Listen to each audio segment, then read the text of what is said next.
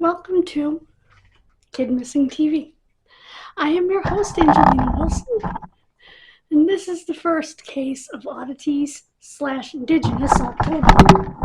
As I explained in a previous video, that didn't help much, did it? There we go. Oddities October morphed into Indigenous because a lot of the cases I found were, in fact,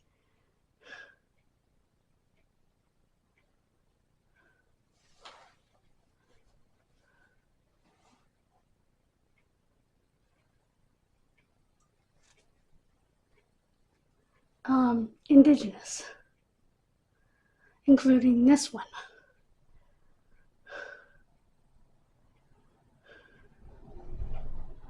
Two of these cases actually went missing on my cousin's birthday. One of them went missing on his second birthday. This one went missing on his 24th birthday. So, Elizabeth Dorian. Her nickname was Lizard or Liz. It's funny because my mother and my aunts nicknamed my aunt Elizabeth Lizard Gizzard. So it's kind of funny that her nickname was Lizard. One of the things that drew me to the case. She was last seen in Puckatawagan, Manitoba, which is a Cree nation near the Paw, Manitoba, which is a big Indian reservation up there. Brown eyes, black shoulder-length hair, scar on her left cheek. There's no known dentals, fingerprints, or DNA. A shirt, a sweater with buttons, and jogging pants. That's real descriptive there, guys. Good on ya. Anyway, yes, I'm being sarcastic. She was living with her niece in the Appaskawayak Cree Nation.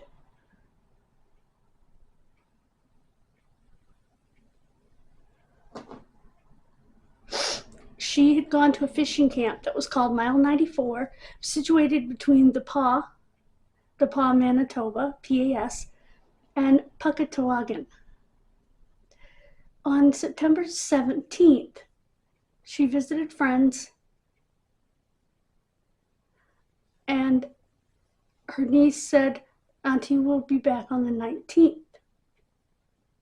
She was last seen by her friends on September 21st.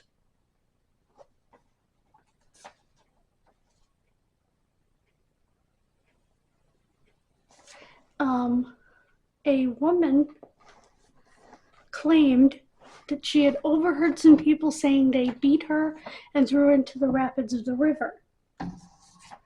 But she was beaten and silenced and threatened. They did search the grounds around the river, but found nothing. She was a widowed mother of 3 children. She was only 44 years old. She was born the same year as my mother, 1954, and that's all they have for a birth date.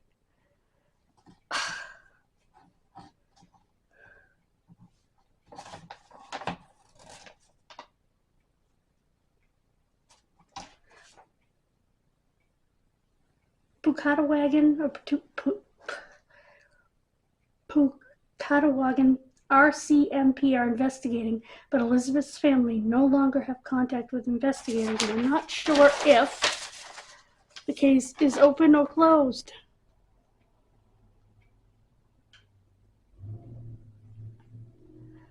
And CBC, the Canadian Broadcasting Company, would like help and information involving missing or murdered Indigenous women or girls.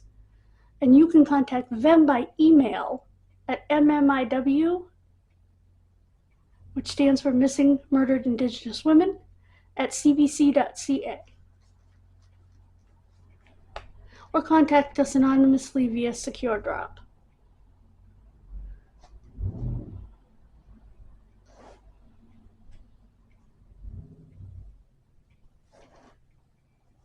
She was a very talented artisan.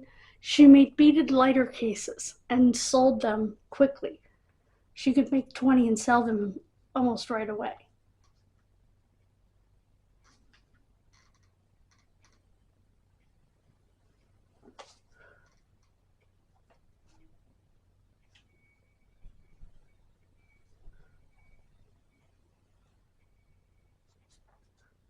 And her niece that she lived with talked about her beadwork and talked about how she would joke around.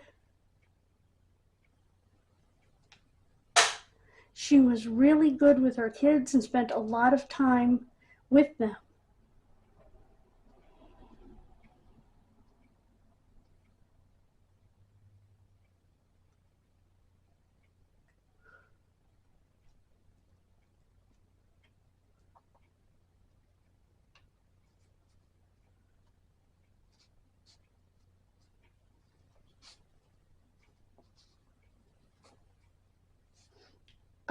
She spent a lot of time at the fish camp on the trap line, which I think is like a net line, with her parents. She was trying to stay sober, so she stayed at home with her kids a lot, cooked them fabulous meals. Unfortunately,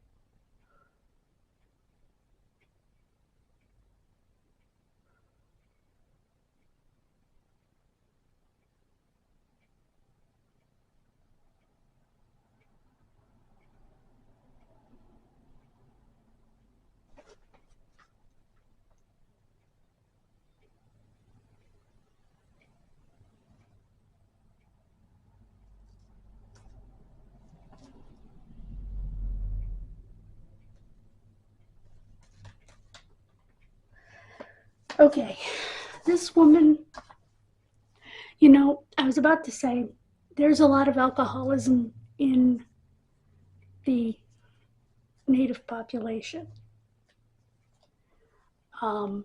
That's a known fact. I'm not generalizing, and I'm not, that's the wrong word. I don't know the word I want. I'm not saying that I guess I'm not generalizing. I'm not saying that they're all abusers of alcohol. I'm saying that there is a high population of alcohol abuse, a high amount, I should say, of alcohol abuse, and that's common knowledge. It may not be in your area if you don't have, Native populations, but unfortunately, it's become a generational problem because of the hardships that they endured. It was a way to escape those hardships, and it just became generational, unfortunately. This woman, however, has a bit of a different story. Her common law husband, which means they had been together more than 7 years, living together. And I guess in Canada, they do common law. Some states do, not all, but evidently the reservation does. And he had passed away suddenly, and out of grief, she took to drinking. Not only that, her first child was adopted by another Cree family because she was just a kid when she had her child. Her 2 children with her common law husband, I guess she did get back. They took them away because she was drinking. And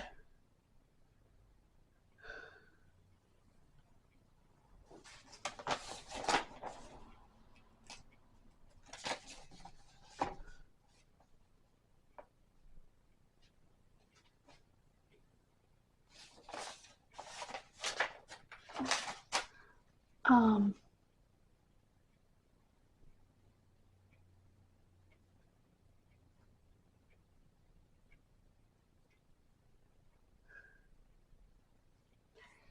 her family desperately wants a federal inquiry into missing and murdered Indigenous peoples. I mean, you can see that they clearly did not give much care, because her description is terrible, but in their opinion, she was just another Indigenous drunk. And that's exactly what her niece said. Sad. Because she was cleaning herself up. She had her kids back, so she must have been doing pretty well. She probably went out fishing to make some money, because her only other money came in through her beadwork. So, and I like when I get things like that about a case, when I get talent like that.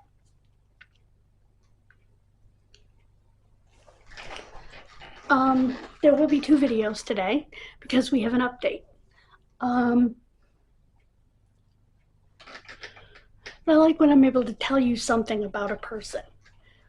She had a wonderful sense of humor. She loved her kids. She cooked really delicious meals. She was a very talented bead artist, which a lot of Native women do that to supplement their incomes.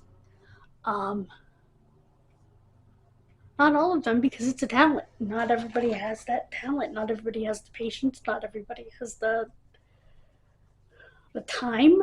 Not everybody has the